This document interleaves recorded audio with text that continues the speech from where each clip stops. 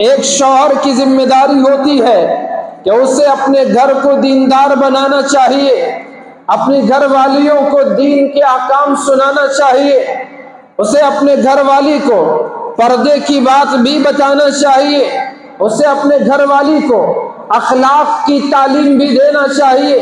नमाज जैसी इबादत उम्मुल मोमिनीन आयशा रज़ियल्लाहु अन्हा फरमाती हैं कि हुजूर अलैहिस्सलाम घर में घरवालियों की खिदमत किया करते थे, उनके काम रसूलुल्लाह खुद फरमाया करते, इतने में अजान हो जाती, रसूलुल्लाह नमाज के लिए निकल जाते थे। ये पैगाम है कि मैं भी नमाज को जा रहा हूं, तुम पर नमाज फर्ज है, तुम भी नमाज अदा करो। तो आदमी जब तक अपने घर का माहौल नहीं बनाता, दीनदारी को उसमें दीनदारी का माहौल नहीं सजाता, तो उस वक्त घर का माहौल भी दीनदारी का नहीं होता।